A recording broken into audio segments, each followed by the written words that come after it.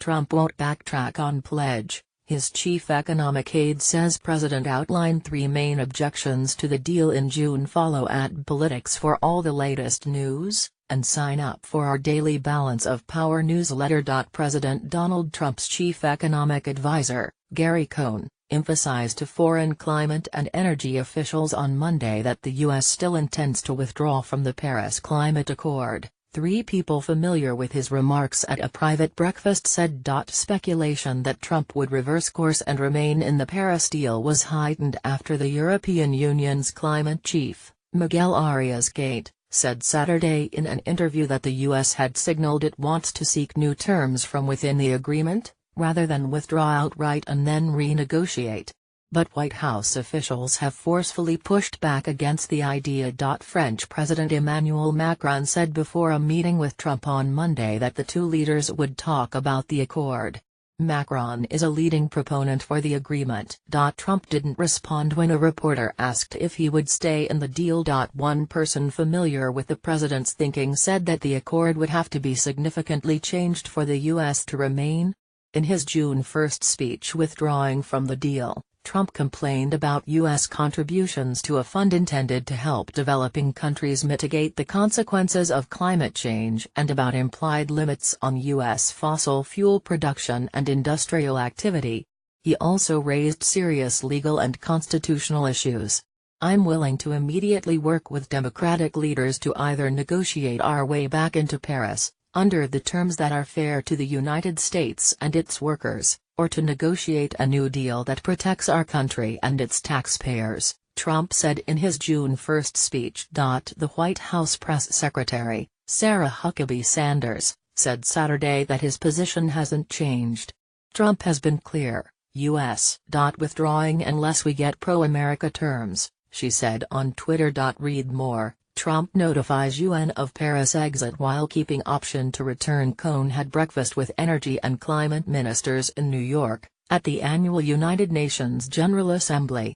He told them that the U.S. could remain in the Paris deal under the right conditions, but that they don't exist yet, according to one person with knowledge of the meeting. He led off by emphasizing that Trump has made it abundantly clear he will withdraw unless the U.S. wins more favorable terms, the person said. A senior White House official said in an email that Trump's position was made very clear in the breakfast.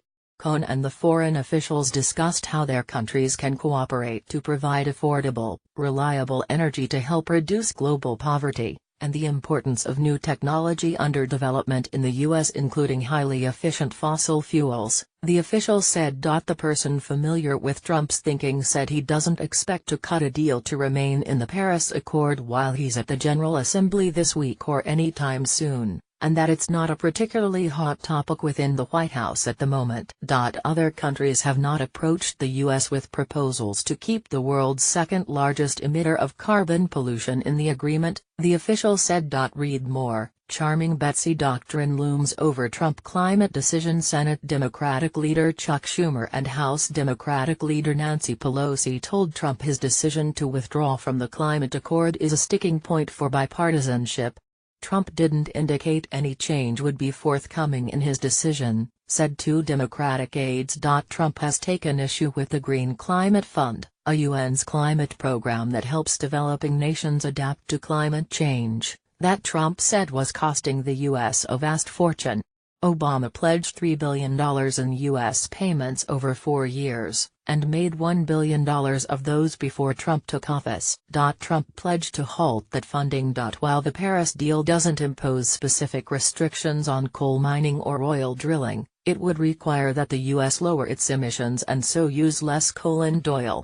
Trump, in his remarks, cited a study that said onerous energy restrictions included in the agreement would result in as many as 2.7 million lost jobs by 2025. Trump's reference to serious and constitutional issues with the deal is believed to stem from a 213-year-old Supreme Court case that was a major point of contention in White House debates over continued membership in the International Climate Pact. The court ruled that federal policies should be interpreted, when possible, so they don't conflict with international laws. Paris opponents say environmentalists could use the agreement to challenge regulatory rollbacks in U.S. courts, with assistance by Eva Krukowska, Stephen T. Dennis, and Ari Natter.